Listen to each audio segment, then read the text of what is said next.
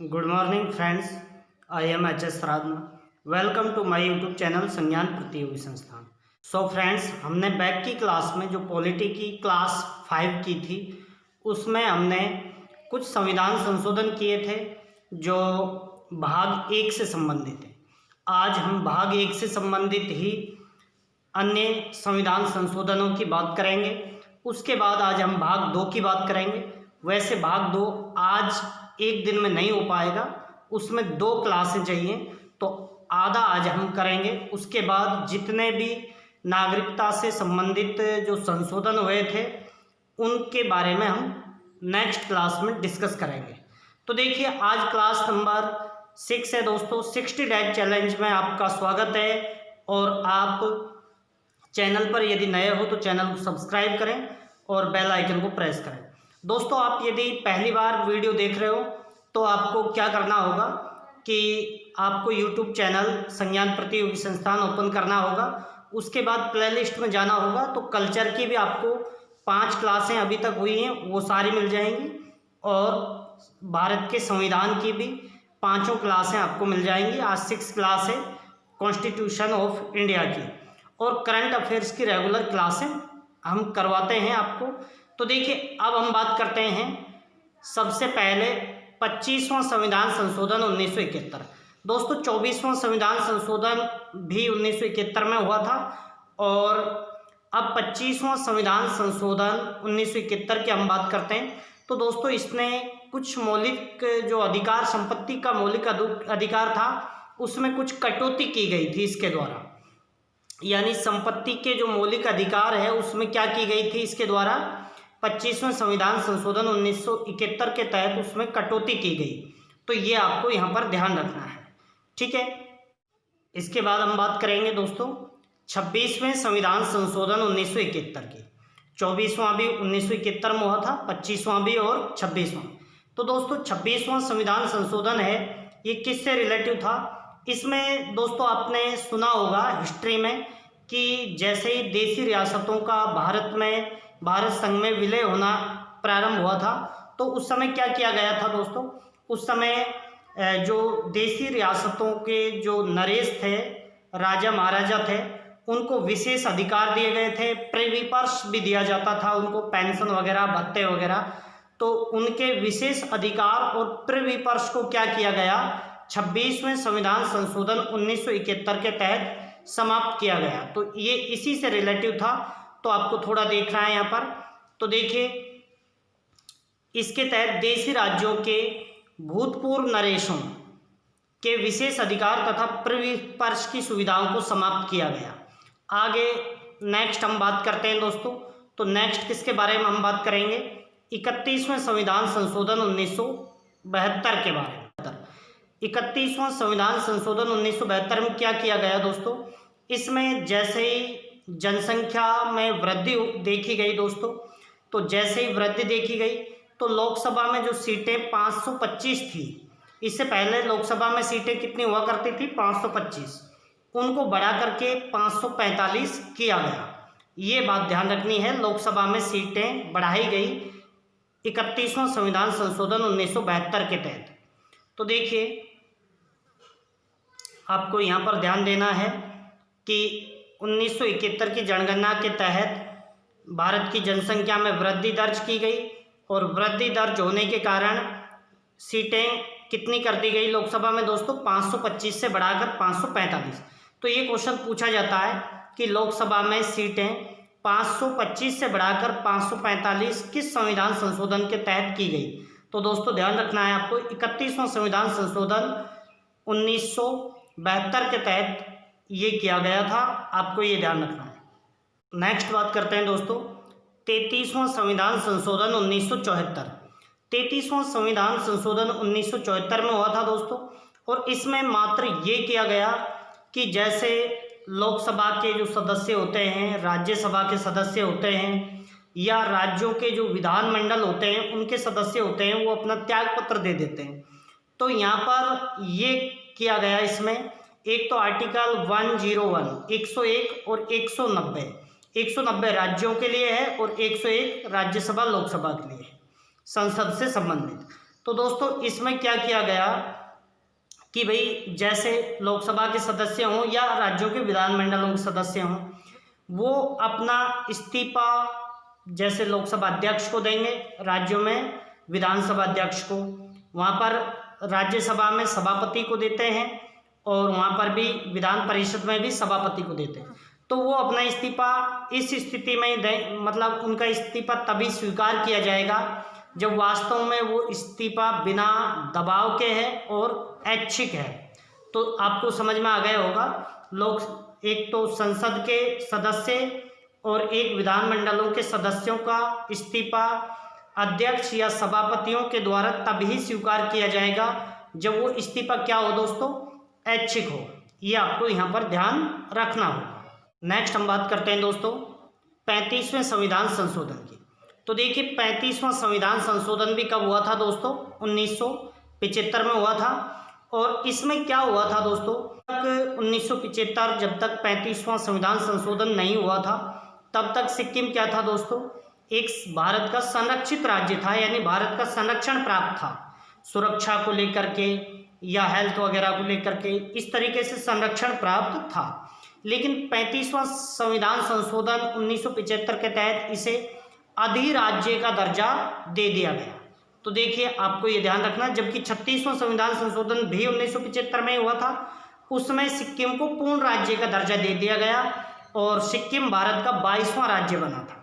सिक्किम भारत का कौन से नंबर का राज्य बना था दोस्तों, 22वें नंबर का राज्य बना था। ये आपको ध्यान रखना है, ठीक है। क्यों, देखिए 14 राज्य स्टार्टिंग में थे, 14 राज्य और 6 केंद्र शासित प्रदेश। 15वां कौन सा बन गया था, गुजरात 1960 में। आपको ध्यान है 1 मई 1960 को बॉम्बे प्रांत से 2 राज्य बने थे, महाराष्ट्र और गुजरात। तो महाराष्ट्र तो वही रह गया 14वें में ही, और 15वां कौन सा बन गया, गुजरात। उसके बाद क्या हुआ दोस्तों, 16वां राज्य नागालैंड बना, 1962 में संविधान संशोधन हुआ था उसके तहत। फिर उसके बाद 17वां राज्य कौन सा बना था दोस्तों, 17वां राज्य हरियाणा बन गया था। 18वां राज्य कौन सा बना था, 18वां राज्य 1971 में हिमाचल प्रदेश बन गया था। फिर उसके बाद 3 नए राज्य बने दोस्तों 1972 में। 1972 में कौन कौन से बने थे, तो एक तो त्रिपुरा, एक मेघालय और एक मणिपुर। त्रिपुरा, मेघालय, मणिपुर, ये 1972 में बन गए। तो ऐसे करके 18 से 21 हो गए। और 22वां राज्य कौन सा बना था दोस्तों, 22वां राज्य अपना सिक्किम बना था। तो सिक्किम कौन से संविधान संशोधन के तहत बना था, ये काफ़ी पूछा जाता है दोस्तों। ये कौन सा संविधान, 36वां संविधान संशोधन के तहत। 35वें में इसको अधिराज्य बनाया, 36वें में इसको पूर्ण राज्य बना लिया गया सिक्किम के बाद फिर 3 राज्य बने दोस्तों 1987 में। 1987 में 3 नए राज्य कौन कौन से बने थे, एक तो मिजोरम, एक मिजोरम के बाद गोवा और एक अरुणाचल प्रदेश। तो इस तरीके से संख्या कितनी हो गई दोस्तों, इस तरीके से 25 राज्य हो गए। उसके बाद 2000 में, सन 2000 में 3 नए राज्य बने, एक तो उत्तराखंड, एक झारखंड और एक छत्तीसगढ़।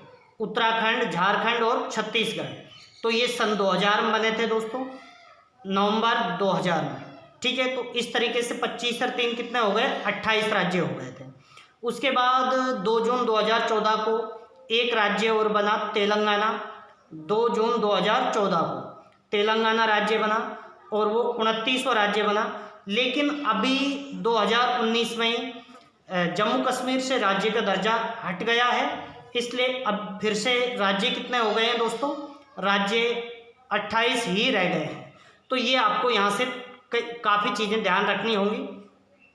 तो देखिए सिक्किम को दिए गए संरक्षित राज्य को समाप्त कर दिया गया, उसे भारतीय संघ के एक सह राज्य का दर्जा दे दिया गया। सह राज्य के बाद 10वीं अनुसूची जोड़ी गई थी दोस्तों, वहाँ पर 10वीं अनुसूची में सिक्किम से संबंधित कुछ नियम कायदे इसमें लिखे गए थे।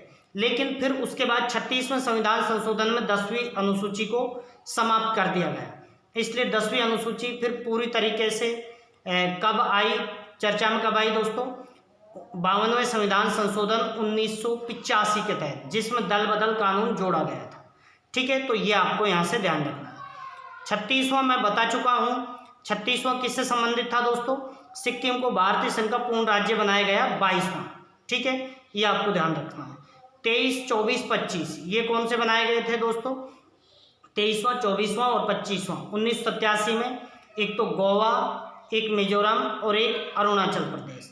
फिर सन 2000 में 3 जोड़े गए, उत्तराखंड, झारखंड और छत्तीसगढ़। इस तरीके से टोटल कितने हो गए दोस्तों? 28 हो गए 2014 में, फिर 29, अब फिर से कितने रह गए हैं? 28 राज्य। अब हम बात करते हैं दोस्तों, भाग 1 से संबंधित लास्ट संविधान संशोधन है। भाग 1 से संबंधित लास्ट संविधान संशोधन है, इसकी बात करते हैं। फिर भाग 2 से संबंधित सारे पढ़ेंगे। पहले हम भाग 2 को कंप्लीट करेंगे, उसके बाद भाग 2 से संबंधित सभी संविधान संशोधनों को एक एक करके क्लियर करेंगे। तो देखिए इसमें क्या किया गया दोस्तों, 38वां संविधान संशोधन भी कब हुआ? 1975 में ही हुआ था। और इसमें आपातकाल की जो घोषणा थी इसको गैर वाद योग्य बनाया गया। पहले जैसे आपातकाल की घोषणा कर दी जाती थी तो वो न्यायालय में चला जाता था, तो उस पर ये चर्चा होती थी कि ये सही लगाया गया है, ये भाई जो आपातकाल है, जो इमरजेंसी है, वो सही लगाया गया है या गलत लगाया गया है, इस पर चर्चा होती थी। लेकिन ये 38वां संविधान संशोधन करके 1975 में और इसको गैर वाद योग्य बना दिया गया था। तो देखिए यहाँ तक आपको संविधान संशोधन सभी समझ में आ गए होंगे, ये आपको यहाँ से ध्यान रखना है। तो दोस्तों अब हम किसकी बात करेंगे? अब हम बात करते हैं संविधान के भाग 2 की। तो देखिए भाग 2 में क्या है दोस्तों?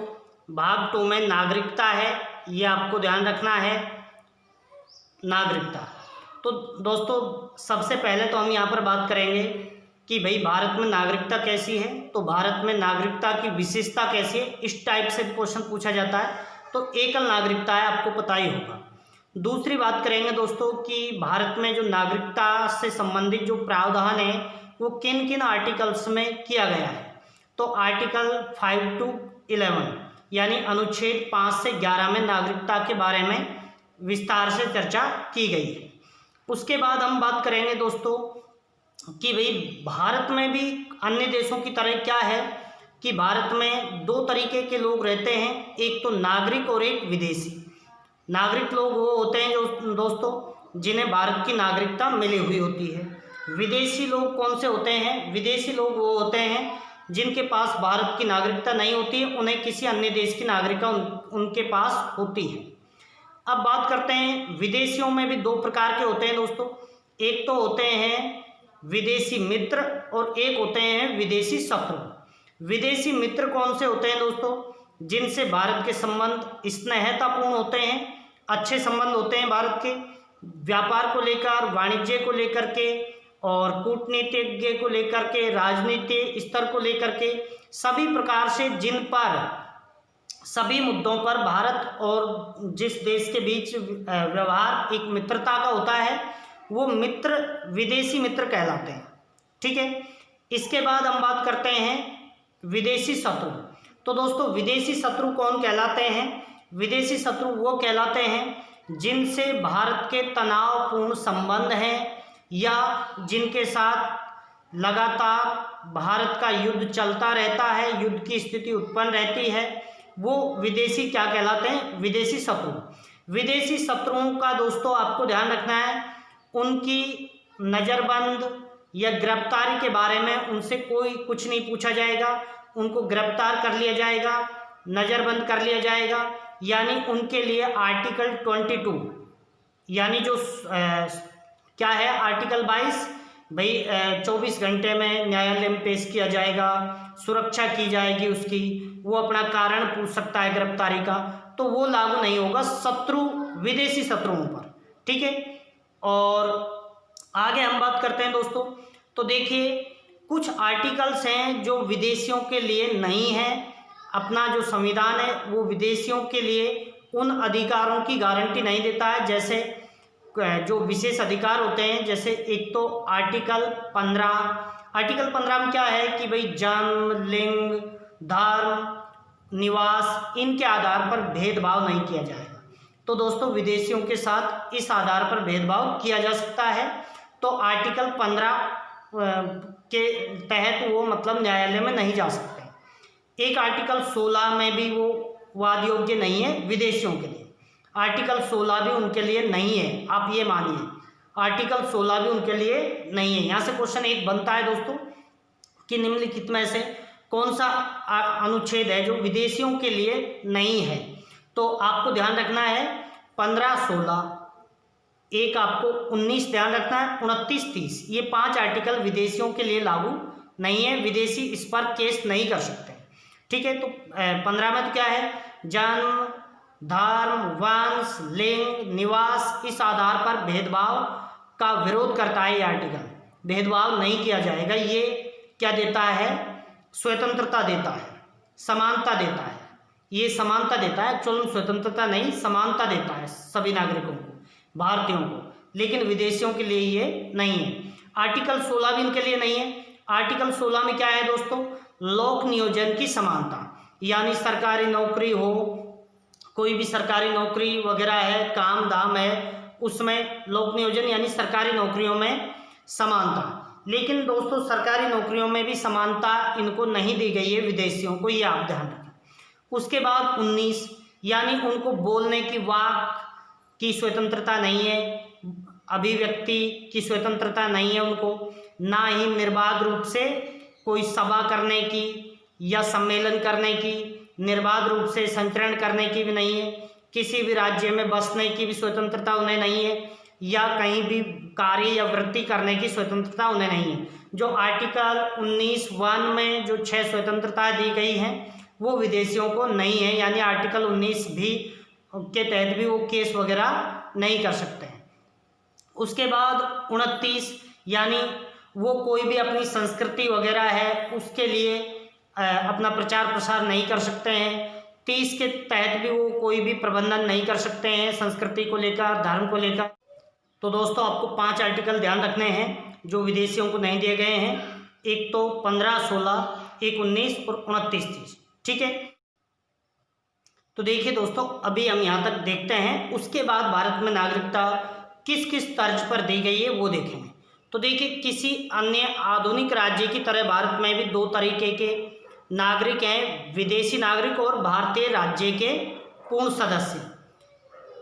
उनकी इस पर पूर्ण निष्ठा होती है। जो भारतीय नागरिक होते हैं उनकी भारत के अंदर क्या होती है दोस्तों, पूर्ण निष्ठा होती है। आगे हम बात करते हैं, इन्हें सभी सिविल और राजनीतिक अधिकार प्राप्त होते हैं, जबकि विदेशी किसी अन्य राज्य के नागरिक होते हैं, इसलिए उन्हें सभी नागरिक एवं राजनीतिक अधिकार प्राप्त नहीं होते हैं। ये मैं बात कर चुका हूँ दोस्तों कि भाई भारतीयों को सभी अधिकार प्राप्त होते हैं जबकि विदेशियों को सभी नहीं होते हैं, और वो भी विदेशी भी 2 प्रकार के होते हैं, एक तो विदेशी मित्र और विदेशी शत्रु। तो देखिए आगे हम देखते हैं। तो देखिए विदेशी 2 प्रकार के होते हैं दोस्तों, एक तो होते हैं विदेशी मित्र और एक विदेशी शत्रु। ये बात हम कर चुके हैं। विदेशी छात्रों को, विदेशी एक्चुअल में यहाँ दोस्तों छात्र नहीं आएगा, यहाँ पर विदेशी शत्रुओं को गिरफ्तारी और नज़रबंदी के विरुद्ध सुरक्षा की गारंटी नहीं होती है। आर्टिकल 22 के तहत वो केस नहीं कर सकते हैं जो विदेशी शत्रु देश से हैं। ठीक है, और विदेशी शत्रु और विदेशी मित्र को मैं अच्छे से समझा चुका हूँ आपको। इसके बाद हम आगे बात करते हैं कि भारतीय संविधान में कौन कौन से आर्टिकल हैं जो विदेशी नागरिकों को प्रदत्त नहीं है। तो देखिए भारतीय संविधान विदेशी नागरिकों को केवल आर्टिकल 15, 16, 19, 29, 30 की गारंटी नहीं देता है, ये आर्टिकल उनके लिए प्रदत्त नहीं है। आगे हम बात करते हैं भारत में जो राष्ट्रपति है वो दोस्तों कैसे बन सकता है, प्राकृतिक रूप से नागरिकता उसने ग्रहण की है। प्राकृतिक रूप से क्या होता है दोस्तों, ये सारी चीज़ें हम आपको समझाएंगे।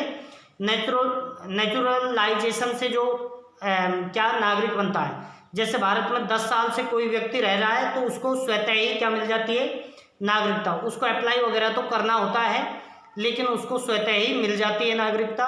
तो यहाँ पर प्राकृतिक रूप से भी राष्ट्रपति बन सकता है, जबकि अमेरिका में जन्म से, जिसने जन्म अमेरिका में लिया है उस आधार पर ही राष्ट्रपति का चुनाव वहाँ पर लड़ा जा सकता है। तो देखिए भारत में आगे हम बात करते हैं। तो देखिए भारत में नागरिक जन्म से या प्राकृतिक रूप से राष्ट्रपति बनने की योग्यता रखते हैं, ठीक है, जन्म से या प्राकृतिक रूप से। जबकि अमेरिका में केवल जन्म से राष्ट्रपति बन सकता है, यानी जिसने वहाँ पर जन्म लिया है तो ही राष्ट्रपति का चुनाव लड़ सकता है। प्राकृतिक रूप से जिनको वहाँ पर मिला हुआ है नागरिकता, वो नहीं लड़ सकते, यानी उनके बच्चे लड़ सकते हैं, ये आप ध्यान रखें। अब हम बात करते हैं अभी तक जो संशोधन किए गए हैं नागरिकता में। सबसे पहले नागरिकता अधिनियम 1955 का है, ये आपको ध्यान रखना है दोस्तों। उसके बाद इसमें 5-6 बार संशोधन हो गया। एक तो सबसे पहले हुआ था 1986 में। इन सब में हमने क्या क्या नए चीज़ें जुड़ी हैं वो सारी बातें करेंगे। 1986 में नागरिकता जो अधिनियम है उसमें संशोधन हुआ। उसके बाद 1992 में हुआ। उसके बाद 2003 में हुआ, 2005 में हुआ, 2015 में हुआ और अभी लेटेस्ट 2019 में जो अधिनियम है 1955 का, नागरिकता अधिनियम 1955, उसमें संशोधन। तो दोस्तों इतनी बार संशोधन हो चुका है, ये आप एक बार देख लीजिए। तो देखिए अभी तक संसद द्वारा नागरिकता संशोधन अधिनियम 1955 में संशोधन कितनी बार? 1986, 92, 2003, 2005, 2015, 2019 में किया गया है। नागरिकता अधिनियम में क्या किया गया है दोस्तों? अभी तक नॉर्मली 1, 2, 3, 4, 5, 6 बार संशोधन हो चुका है। अब हम बात करते हैं दोस्तों कि भारत में नागरिकता जैसे ही संविधान लागू हुआ था उस समय की बात कर रहा हूं मैं। 1955 के बाद कैसे कैसे दी जाती है वो अलग पढ़ेंगे। 1986 में क्या चेंज किया गया, 1992 में क्या नया जोड़ा गया, ठीक है, 2003 में क्या नया जोड़ा गया, 2005 में क्या नया जोड़ा गया, वो सारी चीज़ें हम देखेंगे। तो दोस्तों यहाँ पर अब हम बात करेंगे 4 प्रकार से भारत में नागरिकता उस समय दी गई जब संविधान लागू हुआ था। 4 प्रकार से, बाद में चेंज हुए वो बाद में देखेंगे। पहले यहाँ पर फोकस करो कि जब संविधान लागू हुआ था तब कितने टाइप से नागरिकता दी जाती थी। तो एक तो नागरिकता दी जाती थी भारत के मूल निवासी के तौर पर, कि भाई जो व्यक्ति भारत का मूल निवासी है उसको 3 शर्तों में से कोई एक पूरी करनी होती थी। 3 शर्तों में से कोई एक शर्त क्या करनी होती थी? पूरी करनी होती थी। या तो उसका जन्म भारत में ही हुआ हो, जैसे उसका जन्म भारत में हुआ है तो वो भारत का नागरिक है। बड़ा आसान दोस्तों। इसका दुरुपयोग भी होता था। इसका दुरुपयोग कैसे होता था इस बात का? भाई 3 में से कोई एक पूरी कर रहा है, वो ही बन गया, तो इस आधार पर भी वो नागरिक बन जाता था कि उसका जन्म कहाँ पर हुआ है? भारत में हुआ है। तो दोस्तों यहाँ पर समस्या क्या हुई? घुसपैठ होने लग गई पाकिस्तान से, बांग्लादेश से। वो कैसे कि भाई जैसे कि कोई पाकिस्तानी परिवार है, उसके माता पिता तो पाकिस्तानी है, लेकिन वो कोई औरत है, उसको बच्चा होने वाला है, तो बच्चा होने के समय पर वो भारत में आ गए और वहाँ पर बच्चा हो गया। तो बच्चा हो गया तो उस बच्चे को भारत की नागरिकता मिल गई। तो ये दुरुपयोग होने लगा, तभी तो 1955 में संशोधन किया गया।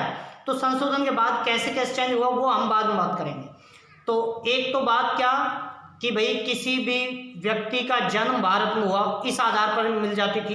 भाई 3 कंडीशन थी, कोई एक पूरी कर लो, तो इस आधार पर भी मिल जाती थी। दूसरा, उसके माता पिता में से कोई एक भारतीय हो, उसके माता पिता में से कोई एक भारतीय हो, इस आधार पर भी उसे नागरिकता मिल जाती थी। ये मूल निवास के आधार पर जो नागरिकता मिल रही है ये आर्टिकल 5 में है दोस्तों, ठीक है। आगे हम बात करते हैं तीसरा क्या था उसका? तीसरा था कि यदि कोई व्यक्ति 5 वर्ष से भारत में रह रहा है, यदि कोई व्यक्ति 5 वर्ष से भारत में रह रहा है तो उसे भी क्या मिल जाती थी? नागरिकता मिल जाती थी। तो ये आर्टिकल 5 के तहत हुआ था। तो देखिए आपको यहाँ पर 3 ध्यान रखना, तीनों के तहत मिलती थी। क्यों? 3 शर्तें थी, 3 में से कोई एक पूरी कर रहा है, चाहे तो ए वाली कर रहा है, चाहे बी, चाहे सी, कोई सी भी कर रहा है तो नागरिक बन जाता था। तो देखिए यहाँ पर यदि उसका जन्म भारत में हुआ हो, नागरिक बन जाएगा। घुसपैठ होती थी इसके द्वारा। उसके माता पिता में से किसी एक का जन्म भारत में हुआ है, वो भी नागरिक बन रहा है। उसके बाद यदि संविधान लागू होने के 5 वर्ष पहले से ही भारत में रह रहा है, संविधान लागू हुआ है उसके 5 वर्ष पहले से ही भारत में रह रहा है, तो वो भी नागरिक बन रहा है। ठीक है, तो ये दो का तो दोस्तों फिर भी काम सही था, लेकिन पहले वाले का बहुत ज़्यादा दुरुपयोग होने लगा। ठीक है, इसके बाद हम दूसरा पॉइंट देखते हैं दोस्तों। तो अनुच्छेद 5 आपको ध्यान रखना है, किस मूल निवास के आधार पर है ये। ठीक है, उसके बाद हम बात करते हैं अनुच्छेद 6 की। अनुच्छेद 6 में क्या था दोस्तों? अनुच्छेद जो आर्टिकल 6 है उसमें ये था कि जो लोग पाकिस्तान से भारत में प्रव्रजन किया है, यानी पाकिस्तान से भारत में आए हैं, उनको 2 तरीके से नागरिकता मिलती थी। पाकिस्तान से भारत में आना अनुच्छेद 6, भारत से पाकिस्तान जाना और फिर भारत में आना अनुच्छेद 7। ऐसे ही पूछे जाते हैं ये आर्टिकल। फिर वो वापस क्यों आ रहे हैं भाई? नहीं जमा उनका वहाँ पर काम। देखिए, एक तो पाकिस्तान से भारत आना, दूसरा भारत से पाकिस्तान चले गए, फिर पाकिस्तान से भारत में आ रहे हैं, तो ये आर्टिकल 7 है। एक एनआरआई क्या होते हैं दोस्तों? जो भारत के बाहर किसी देश में रहते हैं, तो वो आर्टिकल 8 यानी अप्रवासी जो भारतीय हैं उनके लिए कौन सा अनुच्छेद है? 8 है दोस्तों। 9 में क्या है दोस्तों? कोई व्यक्ति स्वेच्छा से किसी देश की नागरिकता ग्रहण कर रहा है, ये आर्टिकल 9 में है। आर्टिकल 10 में क्या है दोस्तों? आर्टिकल 10 में है कि जो नागरिकता है उसको निरंतरता को लेकर के जो नियम बनाए जाएंगे वो चीज़ें हैं निरंतर, यानी जो उसको रिन्यू किया जाएगा। किसको? सिटीजनशिप को, नागरिकता को, नागरिकता की निरंतरता है। और आर्टिकल 11 में क्या है कि भाई संसद है जो कोई भी कानून बनाकर संशोधन कर सकती है, कोई नई विधि बना सकती है, तो ये आर्टिकल 11 है। तो 5 आपने पढ़ ही लिया। अब हम बात करते हैं आर्टिकल 6 के तहत कैसे कैसे मिलती है दोस्तों। तो यहाँ पर ये पॉइंट ध्यान, एक व्यक्ति जो पाकिस्तान से भारत आया है और उसके माता पिता या दादा दादी अविभाजित भारत में जन्मे हो, यह आर्टिकल 6 है। एक व्यक्ति है जो पाकिस्तान से कहाँ पर आ गया? भारत में आ गया, उसके माता पिता या दादा दादी कहाँ पर? अविभाजित भारत, यानी जब भारत का विभाजन नहीं हुआ था उसमें जन्मे, बाद में वो पाकिस्तान चले गए। ठीक है, तो वो व्यक्ति भी भारत का नागरिक बन सकता है, लेकिन यहाँ पर कोई एक शर्त उसको पूरी करनी होगी। यदि वह 19 जुलाई 1948 से पहले भारत में आ गया है। 19 जुलाई 1948 ही क्यों? क्योंकि 19 जुलाई 1948 को परमिट के द्वारा बहुत सारे नागरिक इधर उधर हुए थे, भारत से पाकिस्तान भेजे गए, पाकिस्तान से भारत। तो यदि वह व्यक्ति 19 जुलाई 1948 से पहले भारत में आ गया है, देखिए यहाँ से फोकस करना दोस्तों, यदि कोई व्यक्ति पाकिस्तान से भारत आया है और उसके माता पिता या दादा दादी अविभाजित भारत में जन्मे हैं, उनके लिए है ये।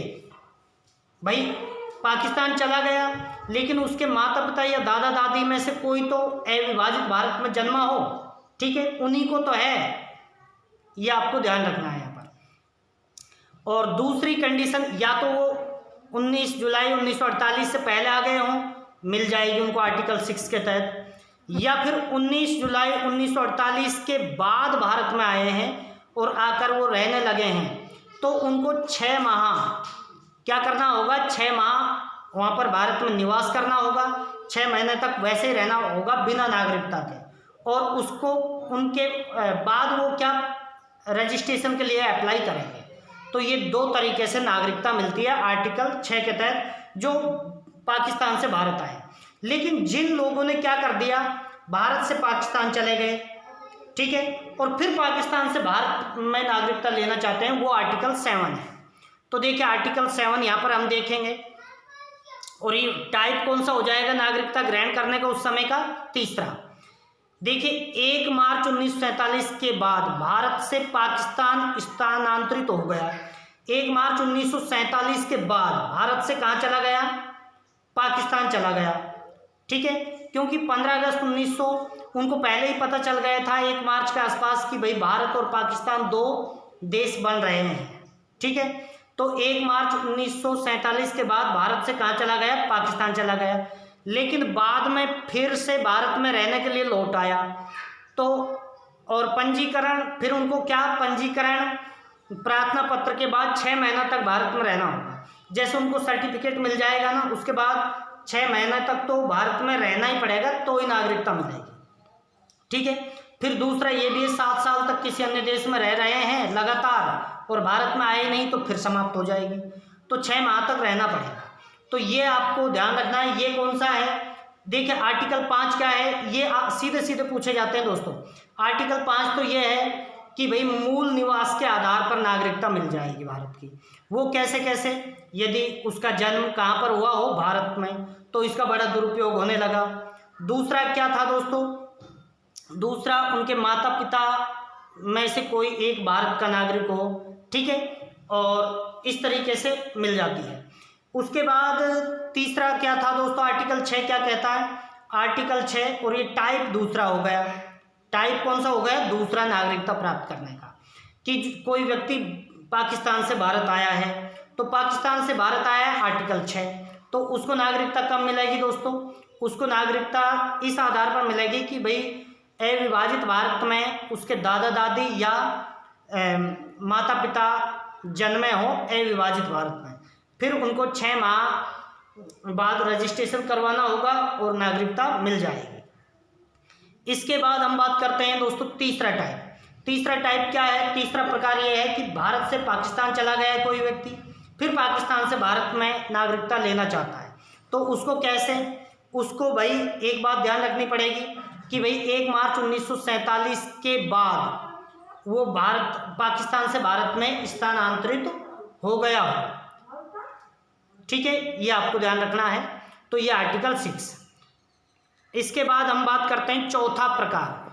चौथा प्रकार किसके लिए दोस्तों, NRI, अप्रवासी भारतीय, जो किसी अन्य देश में रहते हैं और वो भारत की नागरिकता लेना चाहते हैं तो उन्हें नागरिकता मिल जाती है। ये आपको ध्यान रखना है, ये आपको ध्यान रखना है। आर्टिकल 9 क्या कहता है दोस्तों, कि कोई व्यक्ति जो स्वेच्छा से किसी अन्य देश की क्या ले लेता है, नागरिकता, तो उसकी भारत की नागरिकता क्या हो जाएगी, समाप्त हो जाएगी। और समाप्ति का तो अन्य क्या कारण है, या तो वो स्वेच्छा से किसी देश की नागरिकता ग्रहण कर ले, या तो स्वतः ही भारत की नागरिकता समाप्त हो जाएगी, या वो भारत की नागरिकता त्याग देता है कि मुझे नहीं रहना, तो उसकी नागरिकता कैंसिल हो जाएगी। लेकिन अनुच्छेद 9 में केवल एक बात है कि स्वेच्छा से किसी देश की नागरिकता ग्रहण कर लेता है तो वो भारत का नागरिक नहीं रहेगा। ठीक है। और तीसरी यह है कि सरकार है जो उसे वंचित कर दे, क्यों, सरकार विरोधी उसने कोई काम कर दिया हो, जैसे युद्ध के समय दुश्मन देश का साथ दे दिया हो, भारत के हित के खिलाफ कोई काम कर दिया हो, या फिर अपने जो राष्ट्रगीत है, राष्ट्रध्वज है, इसका सम्मान नहीं करता हो, इस आधार पर छीनी जा सकती है। ठीक है। अब हम बात करते हैं आर्टिकल 10 की। तो आर्टिकल 10 क्या है दोस्तों, आर्टिकल 10 ये है कि भाई निरंतरता को लेकर, नागरिकता की कंटिन्यूटी को लेकर के। ठीक है। और आर्टिकल 11 क्या है, संसद है जो अधिनियम बना करके नए नए कानून बना सकती है नागरिकता को लेकर। तो ये आज हमने आपको जैसे ही संविधान लागू हुआ था तब 4 प्रकार से नागरिकता मिलती थी वो बात की है। पहला प्रकार क्या है, मूल निवास के आधार पर, आर्टिकल 5।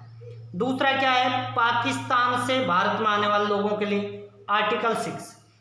तीसरा प्रकार क्या है, पाकिस्तान से भारत चले गए, भारत से पाकिस्तान चले गए और फिर भारत में आ रहे हैं, ये तीसरा प्रकार था। 4 प्रकार से मिलती थी उस समय। चौथा क्या है दोस्तों, अप्रवासी भारतीयों, अप्रवासी भारतीयों को भारत की नागरिकता दी जा सकती है। तो ये थे। अब हम इनको थोड़ा सा और देख लेते हैं। आर्टिकल 9, ऐसा व्यक्ति जो स्वेच्छा से किसी अन्य देश की नागरिकता ग्रहण कर लेगा तो उसको भारत की नागरिकता नहीं रहेगी। और समाप्ति के और क्या क्या है, यदि स्वेच्छा से भारत की नागरिकता त्याग देगा तो भी नागरिकता समाप्त हो जाएगी। केंद्र सरकार नागरिकता से वंचित कर सकता है। तो ये 3-4 प्रकार हैं। ठीक है। उसके बाद अनुच्छेद 10 क्या कहता है, नागरिकता अधिकारों की निरंतरता, कंटिन्यूटी। ठीक है। और आर्टिकल 11 क्या कहता है दोस्तों, संसद द्वारा कानून बनाकर नागरिकता अधिकारों का नियमन। तो देखिए दोस्तों, ये आज का हमारा कॉन्स्टिट्यूशन की 6th क्लास है। यदि आपको कोई भी टॉपिक में समस्या रही हो तो आप ज़रूर आप क्वेश्चन करें, कमेंट करें और अपना डाउट को क्लियर करें। दूसरी बात, और जो भी डाउट आपके रहेंगे मैं नेक्स्ट वीडियो में उन पर चर्चा करूँगा यदि आपको कोई डाउट रहता है तो। और बात करते हैं दोस्तों, अब हम आगे क्या पढ़ेंगे।